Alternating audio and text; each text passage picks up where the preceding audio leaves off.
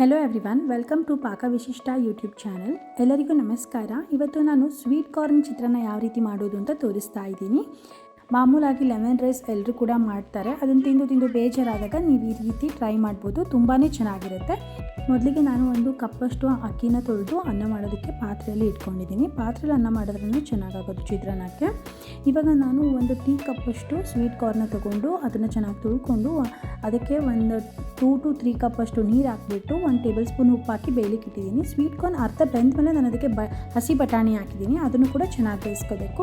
ಆನಂತರ ನಾನಿಲ್ಲಿ ಹಸಿಮೆಣಸಿನ್ಕಾಯಿ ಮತ್ತು ಕರಿಬೇವನ್ನ ಇಟ್ಕೊಂಡಿದ್ದೀನಿ. ಹಸಿಮೆಣಸಿನ್ಕಾಯಿನ ಉದ್ದುದ್ದಕ್ಕೆ ಹೆಚ್ಕೊಂಡಿದ್ದೀನಿ ಮತ್ತು 4 ಈರುಳ್ಳಿನ ಸಣ್ಣದಾಗಿ ಹೆಚ್ಚಿಟ್ಕೊಂಡಿದ್ದೀನಿ. ಇವಾಗ ಒಂದು ಬಾಣಲಿ ತೊಗೊಂಡು ಅದಕ್ಕೆ 4 ಟೇಬಲ್ ಸ್ಪೂನಷ್ಟು ಎಣ್ಣೆ ಹಾಕಿ 1 ಟೇಬಲ್ ಸ್ಪೂನಷ್ಟು ಸಾಸಿವೆ ಹಾಕಿದ್ದೀನಿ. ಸಾಸಿವೆ ಸಿಡಿಯುವಾಗ 1 ಟೇಬಲ್ ಸ್ಪೂನ್ ಜೀರಿಗೆ ಮತ್ತು ಕಡಲೆಬೇಳೆ ಹಾಕಿದ್ದೀನಿ. ಅದ್ರ ಜೊತೆನೇ ನಾನು ಹಸಿಮೆಣಸಿನ್ಕಾಯಿ ಮತ್ತು ಕರಿಬೇವನ್ನ ಹಾಕ್ಕೊಂಡಿದ್ದೀನಿ.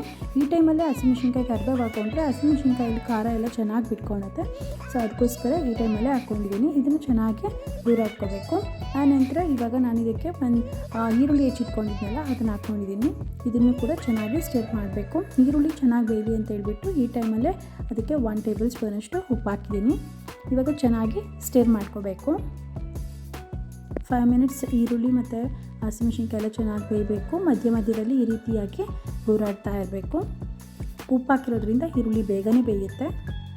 ಇನ್ನು ಯಾರ್ಯಾರು ನನ್ನ ಚಾನಲ್ನ ಸಬ್ಸ್ಕ್ರೈಬ್ ಮಾಡ್ಕೊಂಡಿಲ್ಲ ದಯವಿಟ್ಟು ಸಬ್ಸ್ಕ್ರೈಬ್ ಮಾಡ್ಕೊಳ್ಳಿ. ನಾನು ಬೇರೆ ರೆಸಿಪೀಸ್ ಎಲ್ಲ ಹಾಕ್ತೀನಲ್ಲ ಅದೆಲ್ಲ ಬರುತ್ತೆ ನಿಮಗೆ. ಈಗ ನಾನು ಬೇಯಿಸಿಟ್ಕೊಂಡಿರುವಂತಹ ಸ್ವೀಟ್ ಕಾರ್ನ್ ಮತ್ತು ಬಟಾಣಿನ ಹಾಕಿಬಿಟ್ಟು ಚೆನ್ನಾಗಿ ಸ್ಟಿರ್ ಮಾಡ್ತಾ ಇದ್ದೀನಿ.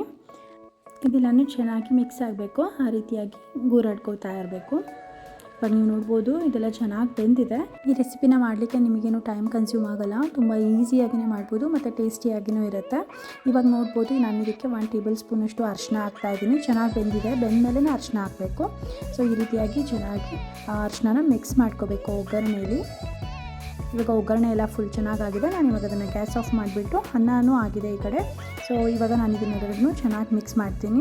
ನೀವು ಈ ಟೈಮಲ್ಲಿ ಇದಕ್ಕೆ ಲೆಮನ್ ಜ್ಯೂಸ್ ಹಾಕ್ಕೋಬೇಕು. ಮಿಕ್ಸ್ ಮಾಡುವಾಗ ಲೆಮನ್ ಜ್ಯೂಸ್ ಹಾಕ್ಕೊಂಡ್ರೆ ಸಾಕು. ಮೊದಲಿಗೆ ಹಾಕ್ಕೊಳೋದೇನು ಬೇಕಾಗಲ್ಲ.